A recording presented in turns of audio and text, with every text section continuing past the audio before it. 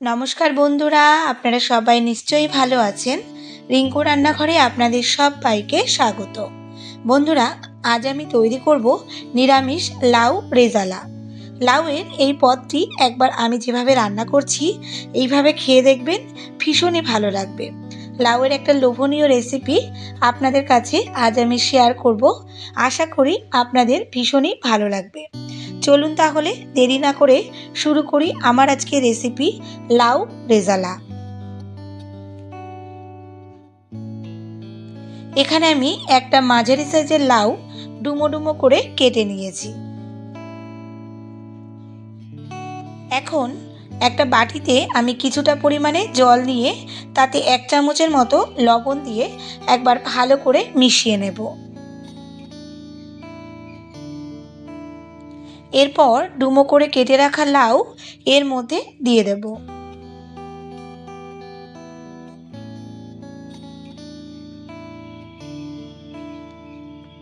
এইভাবে লাউগুলো সব দিয়ে এখন আমি এটা 30 মিনিটের মতো ভিজিয়ে রাখবো। এদিকে লাউয়ের মধ্যে দেবার জন্য দুটো মাঝারি মাপের আলু ডুমো ডুমো করে কেটে নিয়েছি। আমি এটা আলু দিয়ে করছি, আপনারা চাইলে এটা ছাড়াও করতে পারেন। এখন একটা মশলা রেডি করে নেব। তার জন্য মিক্সিং জারে নিয়েছি 1.5 ইঞ্চির মতো আদা কুচি, 1 মুঠো কাজু বাদাম, 3টে কাঁচা লঙ্কা, 2 টেবিল চামচ টক দই। এরপর সামান্য জল দিয়ে এখন এর একটা পেস্ট তৈরি করে নেব। মশলা রেডি করে গ্যাসে একটা কড়াই বসিয়ে দিলাম। তারপর এতে পরিমাণ মতো সাদা তেল দিয়েছি। যেহেতু রেজালা তাই তেলের পরিমাণটা একটু বেশি দিলাম। তেল গরম হলে এখন আলুগুলো দিয়ে ভেজে নেব। 4-5 মিনিট ধরে আলুগুলো আমি ভেজে নিয়েছি। এখন এগুলো একটা পাত্রে নামিয়ে রাখছি।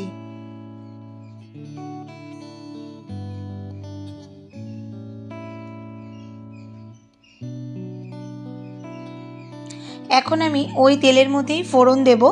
তার জন্য প্রথমেই দিয়েছি 2টো গোটা শুকনো লঙ্কা, দেব 2 টুকরো দারচিনি, 4-5টা এলাচ, 2টো তেজপাতা দেব, সাথে দিচ্ছি 1/2 চামচ সামরিচ। এটা দিয়ে এখন একটু নাড়াচাড়া করে নেব।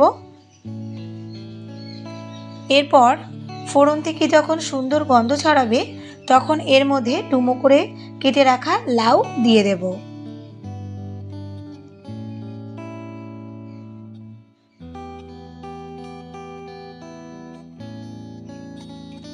লাউগুলো দিয়ে এখন আমি এতে দিচ্ছি স্বাদ মতো লবণ আর দেব 1 চামচ পরিমাণে হলুদ। এখন একসাথে মিশিয়ে নিয়ে তারপর এটা ঢাকা দিয়ে কিছুক্ষণ রান্না করব।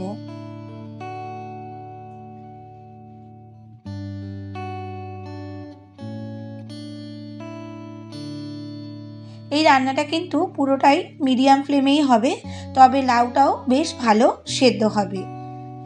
এইভাবে দেখুন বন্ধুরা, ঢাকা দিয়ে ভাজতে ভাজতে এটা অনেকটাই কিন্তু মজে এসেছে।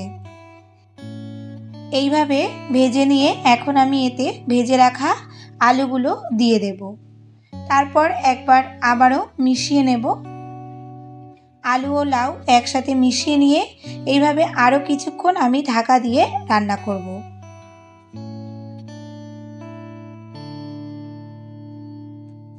বন্ধুরা দেখুন, ঢাকা দিয়ে রান্না করতে করতে লাউ থেকে কিন্তু অনেকটাই জল বেরিয়ে লাউটা প্রায় সেদ্ধ হয়ে এসেছে। বন্ধুরা, লাউ যখন 80% মতো সেদ্ধ হয়ে আসবে তখন আমি এর মধ্যে বাটা মশলাটা যোগ করছি। সাথে মশলার বাটি ধোয়া সামান্য জল দিয়ে দেব। খুব বেশি জল কিন্তু এখানে ব্যবহার করব না, যেহেতু লাউ থেকেও কিন্তু অনেকটাই জল বেরোবে। এখন আবারও একবার মিশিয়ে নিয়ে এটা ঢাকা দিয়ে লো টু মিডিয়াম হিটে রান্না করব।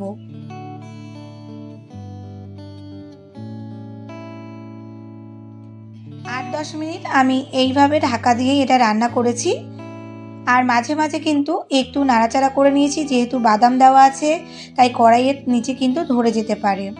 ঢাকনাটা তুলে 2-1টা লাউ এবং আলুর টুকরো একটু ভেঙে দিচ্ছি, যাতে তরকারিটা একটু গামাখা হয়। রান্নাটা কিন্তু একেবারে শেষের পর্যায়ে। এখন এতে আমি দিচ্ছি 2-3টে চেরা কাঁচা লঙ্কা। আর যেহেতু নিরামিষ তাই সামান্য চিনি অ্যাড করলাম। এখন ভালো করে একবার মিশিয়ে নেব। চিনিটা দেওয়ার পর আমি আবারও 2 মিনিটের মতো এটা রান্না করে নিয়েছি। আর দেখুন বন্ধুরা, এর গ্রেভিটা কিন্তু একটু এরকমই থাকবে, যেহেতু এর মধ্যে আলু দেওয়া আছে তাই অনেকটাই কিন্তু এটা পরে কমে যাবে। এখন এতে আমি যোগ করলাম 1 চামচ কেওড়া জল ও 1 চামচ পরিমাণে ঘি। এখন কেওড়া জল ও ঘি একবার মিশিয়ে নিলেই তৈরি নিরামিষ লাউ রেজালা। এটা দিয়ে আমি গ্যাসটা অফ করে 2 মিনিটের মতো ঢাকা দিয়ে স্ট্যান্ডিং টাইমে রেখে দিয়েছিলাম। তারপর এটা সার্ভ করছি। বন্ধুরা, সবসময় একই রকম লাউয়ের তরকারি থেকে একটু অন্যরকম করে আপনাদের দেখালাম। খুবই টেস্টি হয় এটা খেতে। সাদা ভাত রুটি এর সাথে কিন্তু এটা দারুণ জমে যায়। আশা করি আপনাদের বন্ধুরা আমার এই রেসিপিটি ভীষণই ভালো লেগেছে। ভালো লাগলে একটা লাইক করে দেবেন, সাথে শেয়ার করে দিন আপনার পরিজনদের কাছে। আর আমার যেসব বন্ধুরা এখন আমার চ্যানেলটি সাবস্ক্রাইব করেননি, রিকোয়েস্ট করব আমার চ্যানেলটি সাবস্ক্রাইব করে আমার পাশে থাকার জন্য। আর সাথে পাশে থাকা বেল আইকনটি ক্লিক করে দিন, যাতে আমার পরবর্তী ভিডিওর নোটিফিকেশানটি আপনার কাছে সবার আগে পৌঁছে যায়। এর সাথে সাথে আমার পুরনো বন্ধুদের আমার পাশে থাকার জন্য জানাই অসংখ্য ধন্যবাদ।